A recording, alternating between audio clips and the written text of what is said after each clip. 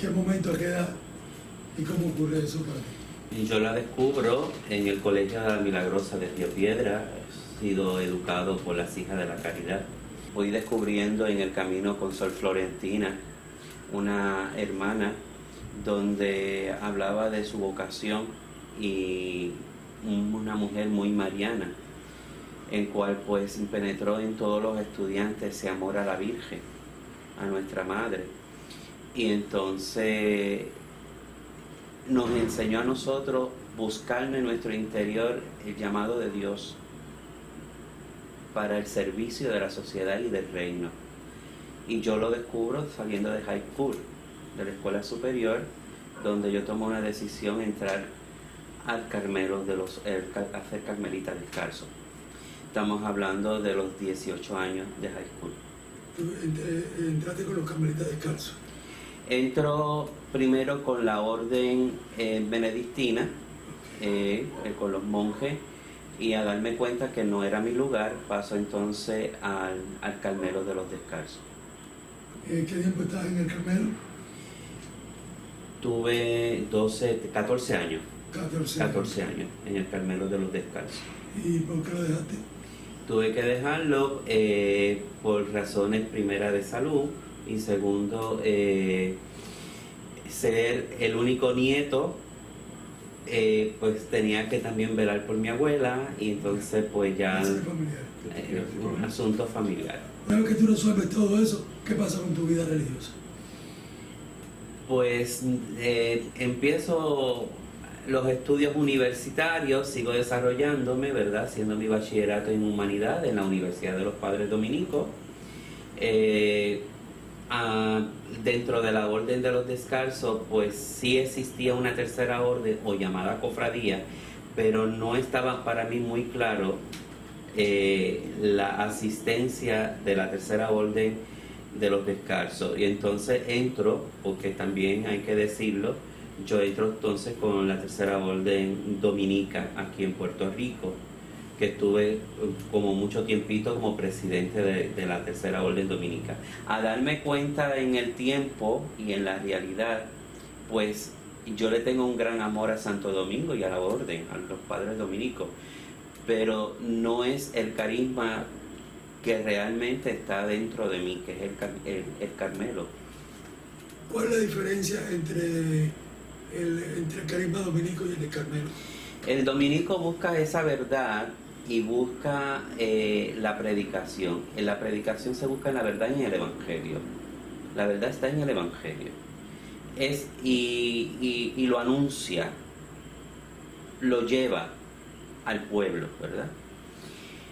Y la contemplación que tiene el dominico y la vida de oración y la vida litúrgica. Ahora, y el estudio. El dominico que no estudia no se puede cantar dominico. Tiene que estudiar. Su oración está también en el estudio. En el Carmelo es una oración diaria, es una contemplación diaria en ese Dios que está ahí, que Él me mira y yo lo miro. Sí, no es tanto a través del estudio. Sí estudia, reflexiona en su lección divina, a través de la palabra, a través de las reglas, a través de nuestras constituciones, a través de nuestra vida de oración. Y a través de esa contemplación, en obsequio de Jesucristo, damos lo que tenemos hacia el pueblo. ¿Hay diferencia entre los carmelitas y los franciscanos? Sí, tenemos una espiritualidad propiamente contemplativa. Los franciscanos también las tienen, pero tiene el voto de pobreza. El carmelita tiene su voto de pobreza, pero la síntesis de un carmelita es ser contemplativo, vivir en obsequio de Jesucristo. Todo lo que yo hago lo ofrezco en obsequio de Jesucristo. Toda mi entrega es en Él y para Él. Okay. Cuando decimos que tú eres carmelita descalzo, estamos hablando de la orden reformada de Santa Teresa y San Juan de la Cruz, que en la actualidad pues no pertenezco a la orden carmelita descalzo, sino a la antigua observancia. A la antigua observancia. Yo pertenezco a una rama de la antigua observancia como terciario lato de Madre Hermosura del Carmelo. la antigua observancia son carmelitas calzados. Llamados calzados, dentro del contexto histórico de la orden de los descalzos y calzados. La diferencia entre uno y otro, porque la reforma de San Juan y Santa Teresa es que los hizo recoletos, ¿no? Sí, pero son nuestros hermanos, viven la misma regla, pero con distintas constituciones, el mismo hábito, con una reforma del mismo hábito y la sandalia, ¿verdad? Que es el cambio totalmente directamente de la antigua observancia. ¿A nivel de disciplina cómo se vive esa diferencia? Pues se vive a través de las constituciones. La diferencia se vive a través de las constituciones y el estilo de vida es parecido, pero hay algo mucho más distinto. Nosotros en la antigua observancia, nuestro fundador, no hay un fundador, como en la Orden del Carmen no hay fundador. Eso estaba opinando, a ver, háblame de eso. En la Orden del Carmen no hay fundador, la fundadora es la Virgen María. Y ella, a través de su enseñanza de las virtudes marianas que se le presenta a San Simón Stock, desde ahí que nosotros aprendemos que nosotros vestimos con el escapulario. La sotana no es parte del hábito, es el escapulario, es el hábito, es el escapulario, ¿verdad? La capa es la protección mariana. Vemos que nuestro padre, el profeta Elías, que es nuestro padre, el profeta Elías y San Eliseo son nuestros padres fundadores en el Monte Carmelo, donde la nubecilla apareció directamente al profeta Elías en el momento de la guerra, y lo vemos en el libro de los Reyes. Y ahí entendemos que la Virgen hizo la presencia de ella desde su viaje de Nazaret hasta el Monte Carmelo. La mística, ¿verdad? Porque pues la Virgen no conocía al profeta Elías, lo conocerá ahora ya en el cielo, pero... estamos hablando de una regresión temporal. Temporal. Y entonces el profeta Elías, cuando que sube en carro de fuego al cielo, le deja como herencia esos dones al profeta Eliseo, en cual pues nuestro segundo padre dentro de la Orden del Carmen. Cuando Elías le deja caer la capa a Eliseo. También pues por eso podemos decir que Santa Teresa y San Juan de la Cruz, ella la que quería la reforma que llamados reforma sanjuanista teresiana o teresiana sanjuanista, lo que quiere decir es esto, que ella quería volver a la regla primitiva de nuestros padres, que es el profeta Elías, ¿verdad? Y esa regla del estado penitencial, ¿verdad? En obsequio de Jesucristo. Y eso es lo que hizo dentro de la reforma, porque era una época que los monasterios y los conventos vivían muchos seglares que no tenían vocación y desvirtuaba directamente el espíritu de la vida carmelitana. Esa es la crisis que conlleva a la reforma de Santa Teresa. De Santa Teresa. Que en la actualidad pues, ahora hay que volver a reformar. ¿Y cómo se supera esa crisis con la vieja observancia? En la vieja observancia, sí, pues con el tiempo de Gracián y Doria, pues empiezan los conflictos históricos, y entonces después de la muerte de Santa Teresa vuelven las relaciones de nuevo, de volver a hacer no una sola orden, sino un encuentro personal del carisma, de lo que realmente perdieron y lo que tenían que retomar, ¿verdad? Y entonces pues tenemos unas ciertas tradiciones que se mantienen, pero esas tradiciones se tienen que actualizar al signo que vivimos actual.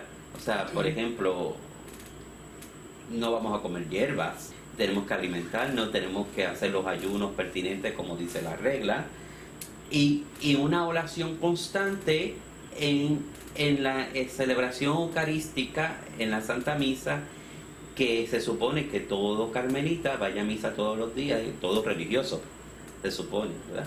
Vaya a misa todos los días para que su oración sea constante. Esa oración empieza en la celebración eucarística y termina en los distintos hogares, en nuestros distintos trabajos, porque todos se ofrecen en obsequio de Jesucristo como una gran patena. ¿En qué momento histórico de la historia se establece? Es decir, ya sabemos que la orden se funda, es que se remite a la presencia, a la preeminencia de los padres Elías y Eliseo. Ahora, ¿en qué momento de la historia se hacen las constituciones? La regla como tal, porque las constituciones es la cuestión administrativa. La regla la escribe San Alberto de Jerusalén, viendo que pues los primeros monjes primitivos de la orden vivían en el Monte Carmelo, pero sí necesitaban tener una directriz, un camino claro que querían vivir, ¿verdad? Y San Alberto de Jerusalén empieza a escribir la regla, pero basada también al Evangelio. Y es la única regla, nunca se ha revisado la regla, es la misma para las dos órdenes, de los descalzos como para la antigua observancia. Para las monjas de clausura y para las hermanas de clausura de la antigua observancia. Para los terciarios descalzos como para los terciarios de la antigua observancia. La primera rama es fundada directamente por están los frailes carmelitas, que son varones, que son sacerdotes y hermanos, que viven ese espíritu del Carmelo en una vida cenobítica, en comunidad. Están las hermanas de clausura, que también tienen la cuestión que son ermitañas, llamadas antes ermitañas, pero son también cenobíticas dentro de la regla y viven en sus monasterios. Y entonces está la tercera orden secular, que es la que yo pertenezco. Dentro de esa tercera orden hay ramas también de hermanas de vida apostólica, carmelita. Y las hermanas de vida apostólica son las que tienen una vivencia que sale de la tercera orden, pero viven en comunidad fraterna, porque viven 5 o 6 religiosas consagradas. La comunidad de Olato pertenece a la tercera orden, pero cada Olato vive en su casa, en el seno de la familia, viviendo las reglas y las constituciones, pero nos reunimos 2 veces al mes. Segundo sábado de mes nosotros tenemos la Santa Misa y la adoración al Santísimo Sacramento, que tenemos ahí pues un tiempito de reparación por la iglesia. Y el cuarto sábado de mes tenemos lo que se llama el estudio de la palabra y después el compartir fraterno de los hermanos, que salimos, podemos ir a comer, podemos ir a desayunar, podemos platicar nuestras cosas como hermanos que somos. Y durante la semana pues sí nos llamamos por teléfono y estamos pendientes de todos los hermanos. ¿Allá de eso ustedes ofrecen algún tipo de asistencia pastoral? Sí, muchos de nuestros hermanos trabajan en la asistencia pastoral en la parroquia, en la catequesis, en la parte del hospital universitario, del centro médico. Tenemos el apostolado la postura del diseño de los escapularios, los colegios, damos clases en los colegios, hacemos presencia en los colegios, y trabajamos con el servicio que nos enseña que la iglesia necesita en el momento, ¿verdad? En la actualidad pues también podemos estar en los residenciales, donde realmente necesiten la evangelización. Yo pues voy al colegio, ayudo en la parroquia Santa Teresita de la calle Loíza, doy clase en Iztepa, enseño un poco de teología al laico para que pueda trabajar pastoralmente en sus distintas parroquias. ¿Teología o catequesis? Teología y catequesis. Es una teología pastoral. ¿Qué puede ofrecer la orden carmelita, sobre todo de la antigua orden, al mundo moderno? ¿Qué le ofrece? Tiene mucho que ofrecer. En primer lugar, ofrece los brazos abiertos al servicio, en la actualidad al servicio actual, ese servicio social, ese servicio donde yo puedo contemplar a Dios, pero ver el rostro de Dios con aquellos que lo necesitan, ¿verdad? En la parte social también vemos también cómo nosotros podemos proyectar un Carmelo educativo, un Carmelo donde el niño que llega a la puerta o el joven que llega a la puerta se le pueda dar todo el cariño paterno y materno también, ¿verdad? Por situaciones sociales. Aportamos nuestra vida contemplativa.